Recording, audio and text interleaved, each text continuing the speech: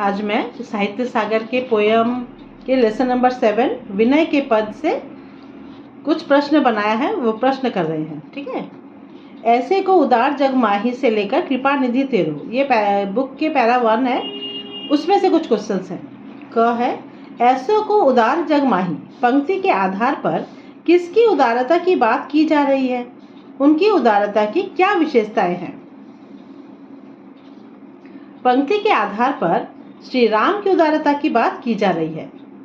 उनकी उदारता की यह विशेषताएं हैं कि वे बिना ही सेवा के दीन पर कृपा कर देते हैं, उसे अपना लेते हैं और उनके सब कष्ट खत्म कर उसके सभी काम पूरे कर देते हैं।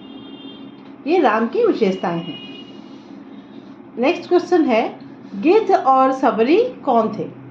राम ने उन्हें कब कौन सी गति प्रदान की? गिद्ध से कवि का संकेत गिद्धराज जटायु से है। सबरी एक शबर जाति की महिला है जो श्री राम की परम भक्त थी। ये उनका परिचय हो गया। अब गिद्ध और शबरी को दर्शन देकर श्री राम ने उन्हें परम धाम दे दिया। गिद्ध रावण के प्रहार से घायल हो गया था। राम जी के सामने ही उसने प्राण त्याग दिए थे। राम जी ने अपने हाथों से उसका दाह संस्कार किया था। सबरी के आश्रम में राम जी गए और उसके झूठे बेर बड़े चाव से खाए। ये 2 कैरेक्टर है जो रामायण में हमने पढ़ा हुआ है, उसी का डिस्क्रिप्शन है। नेक्स्ट क्वेश्चन है, ग रावण ने कौन सी संपत्ति किससे तथा किस प्रकार प्राप्त की थी? वह संपत्ति विभीषण को देते समय राम के हृदय में कौन सा भाव था? 2 प्रश्न है यहाँ पर। रावण ने लंका की संपत्ति भगवान शिव जी से अपनी शीश अर्पण करके प्राप्त की थी। मतलब उन्होंने तपस्या की थी, तब उन्होंने शीश अर्पण किया था, तब उन्हें ये आशीर्वाद मिला था। और संपत्ति विभीषण, वही संपत्ति विभीषण को देते समय राम के हृदय में सकुचाहट थी।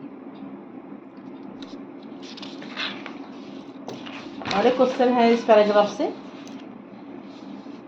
तुलसीदास जी सब प्रकार के सुख प्राप्त करने के लिए किसका भजन करने को कह रहे हैं और क्यों?